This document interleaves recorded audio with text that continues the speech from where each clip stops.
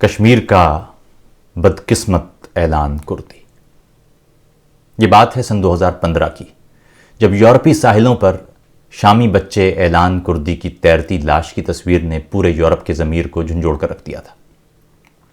اس تصویر کے بعد مغربی یورپ سے لوگ جوق در جوق قافلوں کی صورت میں یونان کی جانب نکل پڑے تھے کہ وہاں پھنسے مہاجرین کو جرمنی اور دیگر یورپی ممالک تک لایا جائے، خاص طور پر مغربی یورپی ممالک تک۔ مجھے یاد ہے کہ میں اس وقت کراچی میں تھا 2015 میں، جب صبح سویرے جرمنی سے ایک دوست کی کال موصول ہوئی اور وہ بتا رہی تھیں کہ وہ اپنی گاڑی میں یونان کے لیے نکل پڑی ہیں تاکہ کچھ لوگوں کو جرمنی میں لایا جا سکے اور کوئی اور اعلان کردی نہ ڈوبے۔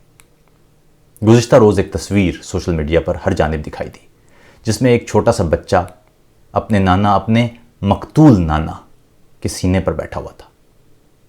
اس بچے کے سامنے اس کے اس پیارے کو گولیاں مار کر قتل کر دیا گیا تھا۔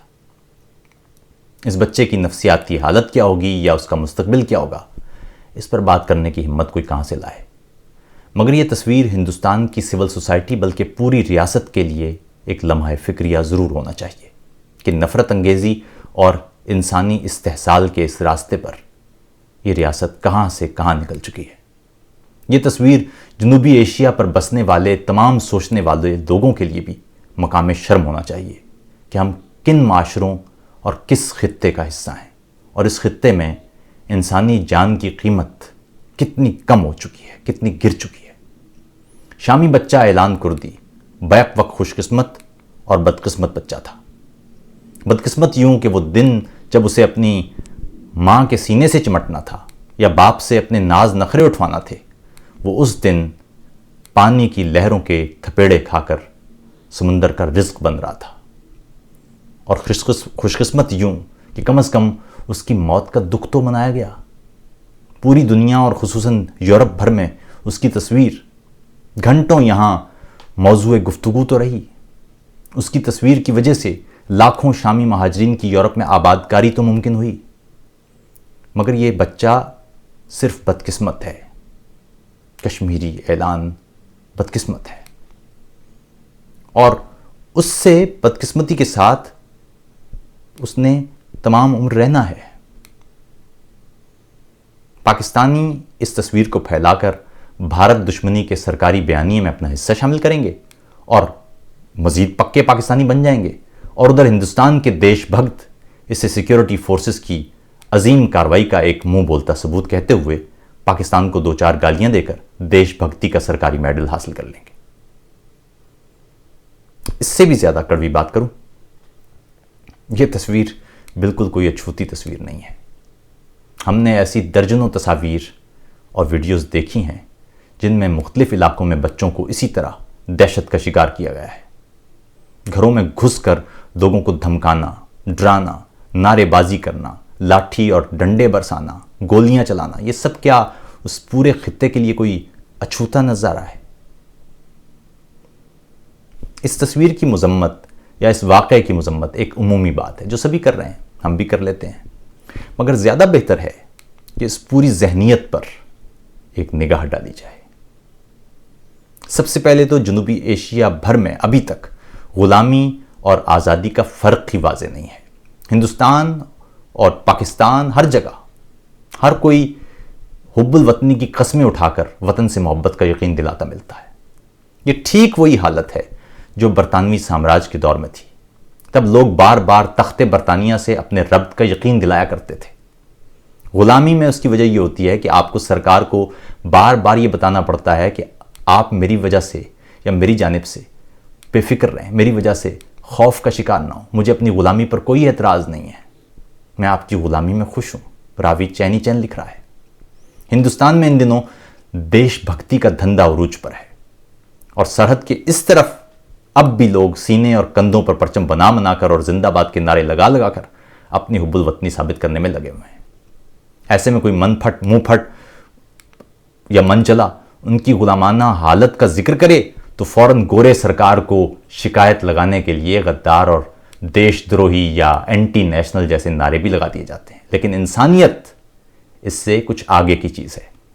آئیے اس اور اس جیسی بہت سی تصویروں پر ایک انسانی نگاہ ڈالتے ہیں، فقط انسان بن کر سوچتے ہیں، ہندوستانی یا پاکستانی بن کر نہیں۔ یہ واقعہ کیا تھا، اس شخص کو کیسے مارا، کیوں مارا، اس سارے قصے پر بہت سے لوگ بات کر چکے ہیں، اور پاکستان اور ہندوستان میں حاکموں نے اپنی اپنی مرضی کے پروپیگنڈا کے لیے اپنی اپنی مرضی کی کہانیاں جڑ دی ہیں۔ لیکن اس سارے چکر سے تھوڑا باہر، حب الوطنی اور دیش بھکتی کے جملوں سے اس طرف، ایک انسانی رنگ سے اس خطے کو اب دیکھتے ہیں، جہاں انسانی جان کی حرمت یا عزت یہ رہ گئی ہے۔ ہندوستان کیا اور پاکستان کیا، اس پورے خطے میں اب تک علاقوں پر قبضے اور لوگوں کو اپنانے کا فرق ہی معلوم نہیں ہے۔ یاد رکھیے، شکست دینا اور فتح کرنا دو الگ الگ چیزیں ہیں۔ انسانوں کو شکست دینا آسان کام ہے، انہیں فتح کرنا بہت مشکل کام ہے۔ ہم انسانوں کو شکست دے کر اپنی فتح کے نعرے ضرور لگا سکتے ہیں، مگر حقیقت میں انسانوں کو شکست دے کر ہم خود بھی انسانیت کی جنگ ہار چکے ہوتے ہیں۔ ایک سادہ سا معاملہ ہے، جمہوریہ بھارت یا اسلامی جمہوریہ پاکستان یا جمہوریہ بنگلہ دیش کی بنیاد ان ممالک میں بسنے والے لوگوں پر ہے۔ ملک زمین کے ٹکڑے کا نہیں، زمین پر بسنے والے انسانوں کا نام ہوتا ہے۔ ریاست ان سے بنتی ہے۔ ایسے میں کسی بھی علاقے میں شورش ہو تو اس کا حل بندوق کے ذریعے نہیں ہوتا، بلکہ سادہ سا کلیہ ہے کہ لوگوں سے پوچھ لیا جائے کہ آیا وہ ساتھ رہنا چاہتے ہیں یا ساتھ نہیں رہنا چاہتے، بندوق سے قبضہ کیوں کرنا ہے۔ ابھی تازہ مثال آپ کے سامنے اسکاٹ لینڈ اور برطانیہ کے درمیان جھگڑے کی ہے۔ ایک طرف کا مکتبہ فکر یہ کہہ رہا تھا کہ اسکاٹ لینڈ کو آزاد ملک ہونا چاہیے، دوسری طرف برطانیہ کی یونین کے حامی تھے۔ کسی فوجی کارروائی کی ضرورت نہیں پڑی، نہ لوگوں کو اٹھایا گیا، نہ مست شدہ لاشیں ملیں، نہ کسی کو لاپتہ کرنے کی ضرورت پڑی، لوگوں سے رائے طلب کر لی گئی۔ لوگوں نے اپنی رائے کے ذریعے برطانوی یونین کو آزاد اسکاٹ لینڈ پر مقدم رکھا، اور یہ معاملہ رفع دفع ہو گیا، اور خون کا ایک قطرہ بھی نہیں گرا، کوئی اعلان کردی برباد نہیں ہوا۔ یورپی یونین سے برطانیہ کے انخلا کی مثال بھی آپ کے سامنے ہے۔ ایک ریفرنڈم ہوا، برطانوی عوام کی اکثریت نے یورپی یونین سے اخراج کا فیصلہ کیا، اس کے بعد نہ کوئی لڑائی ہوئی، نہ کوئی ہاتھا پائی ہوئی، سیدھے سادے سیاسی انداز سے یہ معاملہ مذاکرات کے ذریعے آگے چلنے لگا۔ اس سال کے آخر تک برطانیہ یورپی یونین سے نکل جائے گا۔ کچھ ایسا ہی معاملہ کشمیر کا ہے۔ ہندوستان وہاں فوجی طاقت دکھانے یا وہاں کرفیو لگانے یا انسانی زندگیاں عجیرہ بنانے یا لاک ڈاؤن کرنے یا وہاں شہروں کے اندر چھاونیاں بنا کر انسانی گردنوں پر پیر رکھ کے انہیں بھارتی بنانے کی بجائے اس علاقے کے لوگوں کی رائے لے لے، وہ جو رائے دیں اس پر عمل کرے اور معاملہ نمٹا لے۔ اور پھر کشمیر ہی نہیں، یہ اصول ہر علاقے کے لیے اسی طرح ہے۔ آسام ہو یا تلنگانہ یا کوئی اور علاقہ، کسی بھی علاقے کو بھارت کے ساتھ رہنے یا نہ رہنے کا فیصلہ فوجی کارروائی کی بجائے کیوں نہ لوگوں کی رائے کے ذریعے کیا جائے۔ اب یہاں کوئی اٹھ کے کہے گا کہ یہ بات آپ بلوچستان کے لیے کیوں نہیں کرتے؟ میری رائے میں وہاں بھی یہی ہونا چاہیے۔ بلوچستان میں شورش ہے تو جواب عسکری آپریشن کیوں نہ وہاں کے لوگوں کی رائے لے لی جائے۔ وہ پاکستان کے ساتھ رہنا چاہتے ہیں تو سو بسم اللہ، نہیں رہنا چاہتے تو خدا حافظ۔ جھگڑا کہاں ہے؟ لوگوں کو مارنا کیوں ہے؟ اٹھانا یا لاپتہ کرنا کیوں ہے؟ لوگوں کے سینے پر پیر رکھ کر انہیں ہندوستانی یا پاکستانی کیوں بنانا ہے؟ لوگوں کو کب تک شکست دے کر ان کے علاقے فتح کرنا ہے؟ کیوں نہ لوگوں کے دل اور دماغ فتح کر کے اس پورے خطے کو ترقی اور تہذیب لوٹائی جائے۔ یہ خطہ رنگوں، زبانوں، تاریخ، تمدن اور ثقافتوں کا گہوارہ رہا ہے۔ صدیوں سے، ہزاروں برس کی تاریخ ہے اس خطے کے ساتھ جڑی ہوئی۔ کیوں ممکن نہیں کہ اب یہ آمرانہ اور حاکمانہ روش بند کر کے خطے کی لوگوں کی زندگیوں کو بہتر بنایا جائے، ان کی اصل آزادی کے لیے اقدامات کیے جائیں۔ یہاں ہم سب کو سوچنے کی ضرورت ہے۔ بندوق کے ذریعے لوگوں کے جسم فتح کیے جاتے ہیں، محبت اور آزادی کے ذریعے لوگوں کے دل اور دماغ فتح کیے جاتے ہیں۔